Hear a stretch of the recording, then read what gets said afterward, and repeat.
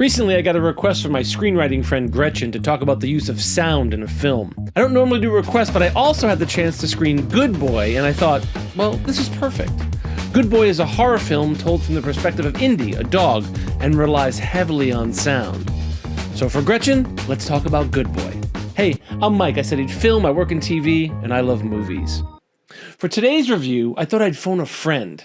This is Penny. You may have seen Penny in the background with some of my videos. She very rarely leaves my side, and when I'm out, she cries like a baby. Sorry, Penny. So, Penny, what did you think of Good Boy?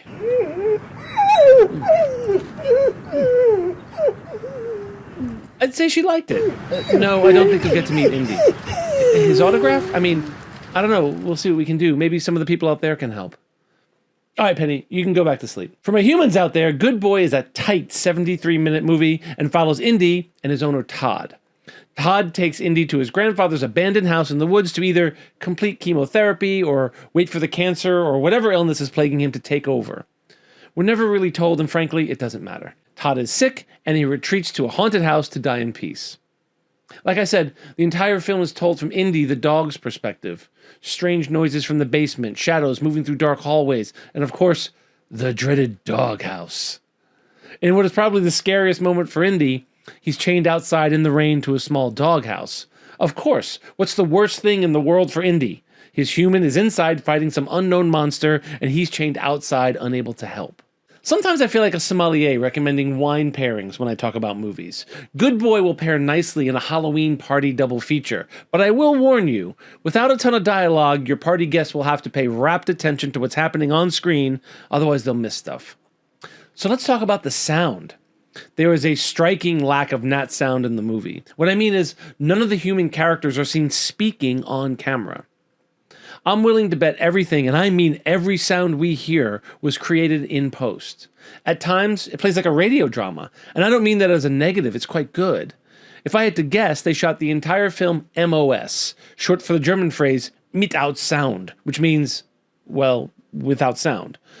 Other people might know that term to mean minus optical sound or minus optical strip, when sound was recorded on an optical track alongside the film, or simply muted on sound, but I've always known it as mid-out sound.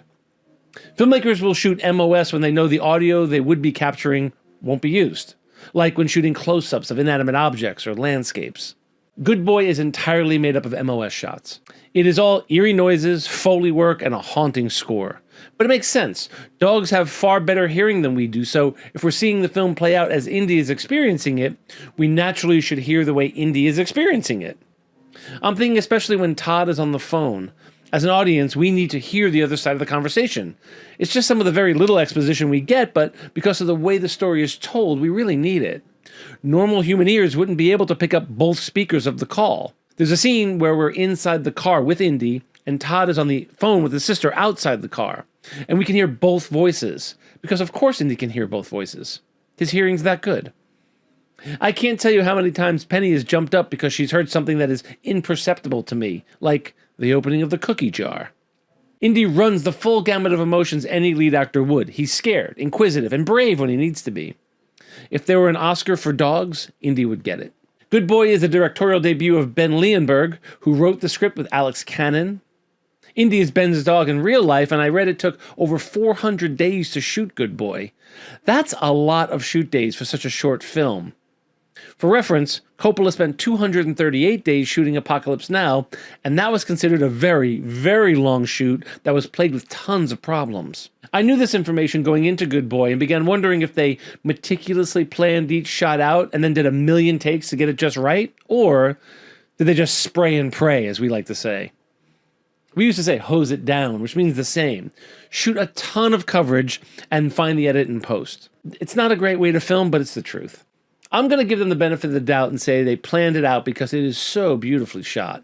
I'm trying very hard to keep this review spoiler-free, but I think you'll really connect with the story and what's actually going on. It's touching and scary, and we experience it all through Indy's eyes. And may I suggest for Ben Leonberg's next film, he make a horror movie starring a cat.